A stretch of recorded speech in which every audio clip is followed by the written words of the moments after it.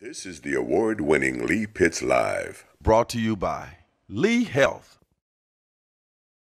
Southwest Florida, welcome to another edition of Lee Pitts Live. We are here, Johnny on the spot, at one of the great companies in all of Southwest Florida, McGrego Clinic, the preeminent center for HIV care and education in Southwest Florida.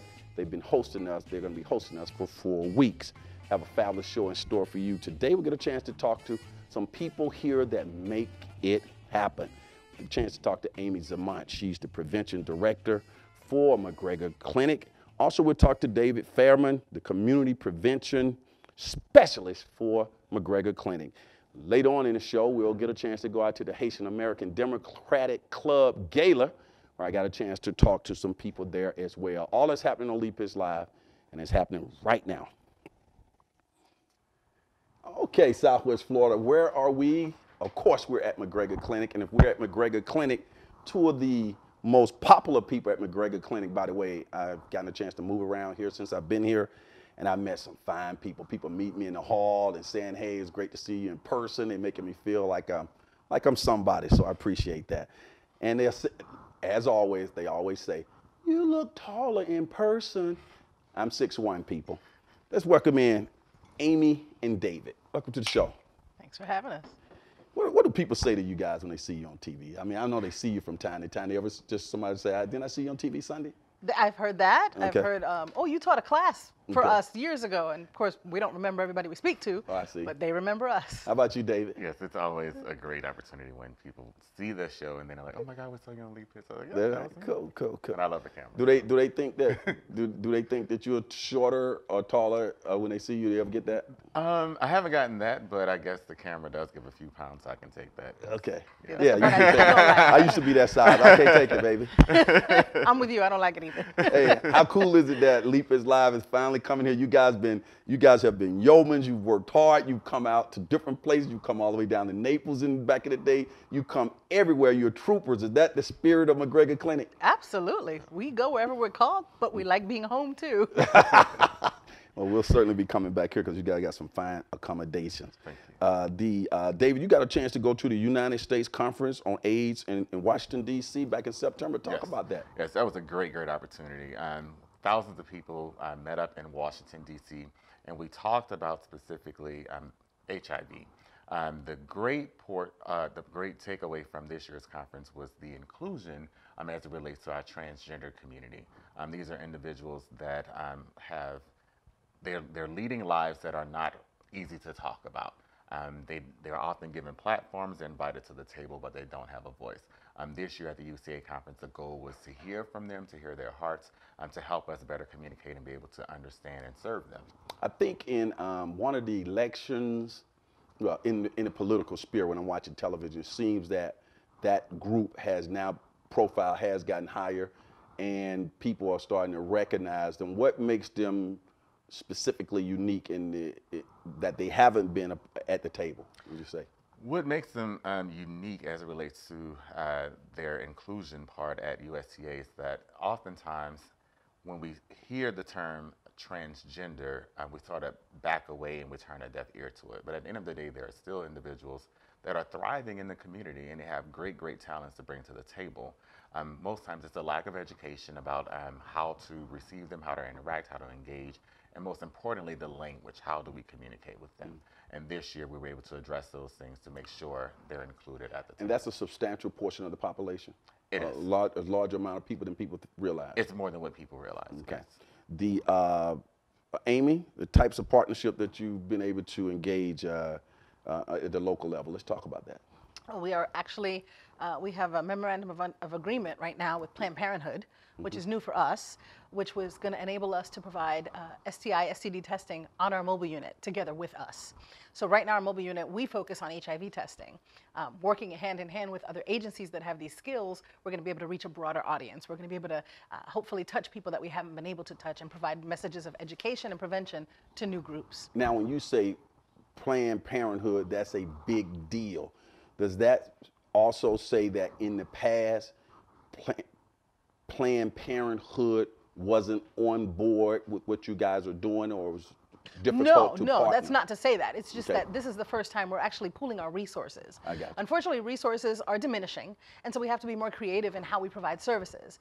And so because we are exclusively HIV, it's a little difficult for us at this point to be able to provide those additional services. So we thought, why not partner with someone who has the skills and the ability to do so without having to use new resources? And so we created this partnership. At this time, it's not costing us anything, but we're hoping to get a grant to actually cover more funds and be able to do more. But it's really just us working together in a new way. Okay, excellent. And what are some other partnership agencies, David? Yes, we have great community partnerships, specifically with Salus Care. We are there often 2 to 3 times out of the month providing HIV education. We also partner with other universities such as Hodges, Rasmussen, Kaiser, Cape Coral Technical School.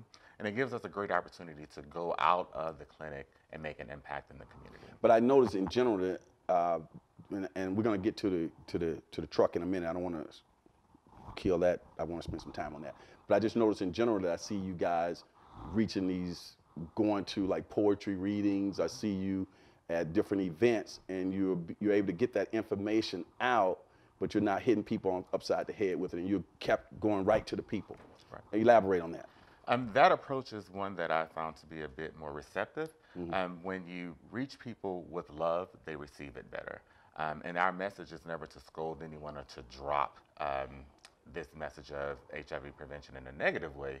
We go into spaces so that the message can be placed, the message can be out there. They realize who McGrego Clinic is and our actual purpose in being there. And it builds a sense of community by going into places that you'll probably never see an agency or representatives talking about HIV. Now, McGrego Clinic is pretty popular now. I mean, we're getting some national, I'll say we because I'm a part of the family. Absolutely. We're getting some national exposure. I mean, you're getting grants from Boston. Boston knows about us all the way down here in Fort Myers. Yes, absolutely. Tell us about the grant from Boston. We just got a grant with Boston University. It has actually just started, and that is funding, the last time we talked, the community health worker position that we really wanted. And the idea is to use a person who's entrenched in the community to reach others in the community that perhaps as an agency we wouldn't be able to reach. That is underway now, or you're still formatting how that's going to work? No, it's done. We got the grant. We've already got the person hired, and we're formulating things now to be able to get them up and running. Okay, get them up and running, and then we'll bring them on Leap It's Live. got Bring them when they're ready now. Yes. Don't scare them to death. Absolutely. Okay, now here's the fun part. The mobile unit. Yes. We talked about it in the last show. You've had it for 6 months now, John. You can start running that video on the mobile unit. Tell us about the mobile unit and what it has meant to McGrego Clinic. It is a custom-made 26-foot testing unit through our development director, through our community partner, Rascals Bar, and through matching funds. We were blessed with this unit. It is a dream come true. We actually have 2 testing rooms in it. They're private testing rooms with closing doors. We have accordion doors. There's actually a restroom on the unit to be able to provide the STD, STI testing that we talked about. We have a waiting area if we get a little bit of overflow. So at any point, we can be providing 2 tests and also kind of educating someone, a third person on the unit. It has an awning so we can have a table and chairs outside with some brochures, educational materials, promotional items.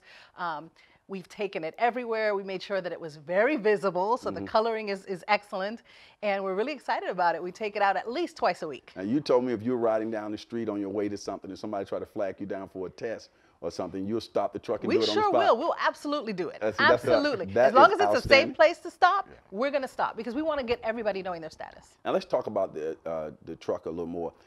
The process of being tested on the truck.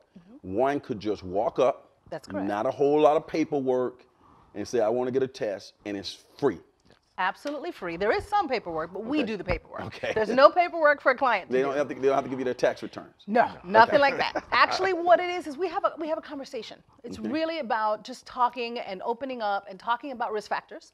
And then based on the risk factors, we can kind of discuss risk reduction because we want to eliminate risk.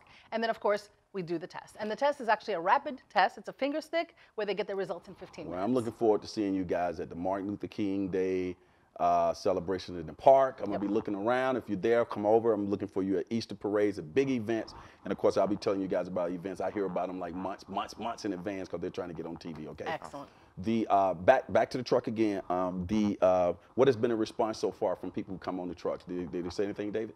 When this truck actually arrived to McGrego Clinic, Most days the staff, first of all, we were very, very excited because it's something that we had been hoping for and working hard to make a reality. And as she mentioned, thanks to our community sponsor, especially Rascals, they did a lot of work to make this a reality for us. And when people come into the unit, first they're greeted by our smiles, which is, I think, the best experience. But they're comfortable and they feel safe. And in doing so, they get off the bus. Not only do they know their status, but they go out, they spread the word about what we're doing and bring other friends on board. Okay, that's the point I wanted to get to. You saying when they leave the bus, they know their status. Yes. Isn't that great? Yes. And the test time is you take some blood and you roll Finger stick. Okay. Kind of like when people test for diabetes, and their results are in 15 minutes. From the time you get on that truck and off, everything is done, 15 and you know minutes. your results. Yes. Do That's people want their results right there on the spot? Yeah, They do. Yes. Okay. Yes, I remember I used to yes. go to the doctor, have to wait, and now I'm like Yes. immediately. Yeah, 15 so minutes. okay, real world situation. Okay, so you get your results, positive or negative, of course. What happens from there? If you are this, what happens? If you're positive, you know, you just negative, you just go on about your merry way.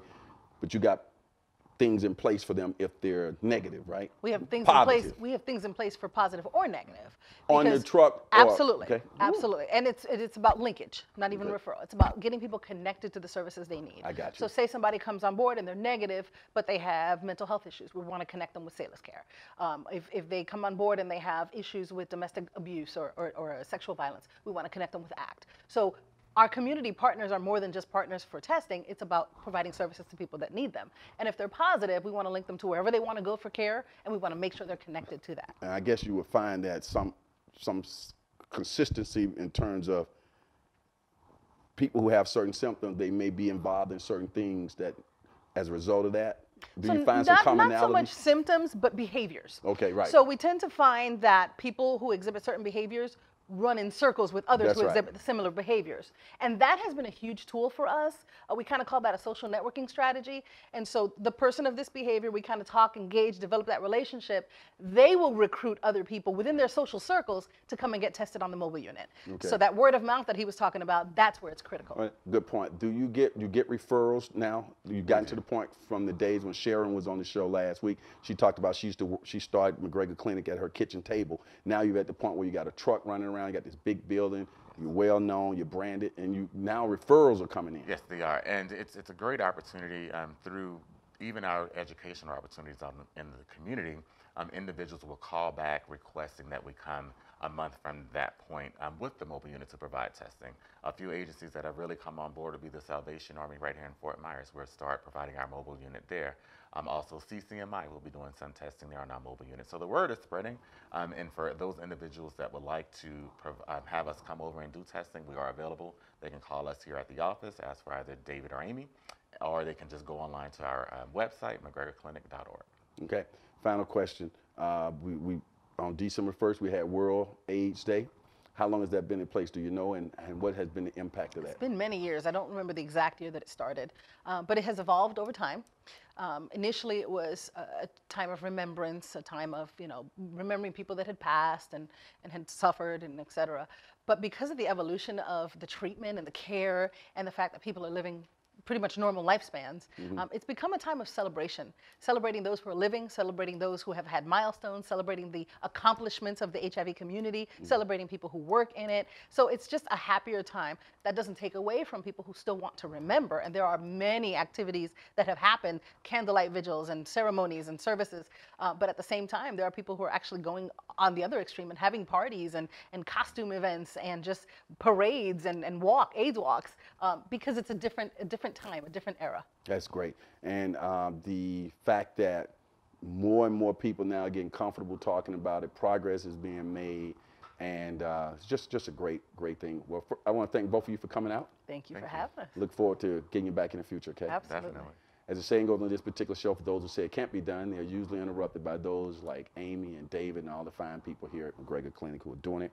When we come back, we'll take some look at some interviews from the Haitian American Democratic Club Gala that Lee Pitts Live was there as a media sponsor. We'll be right back.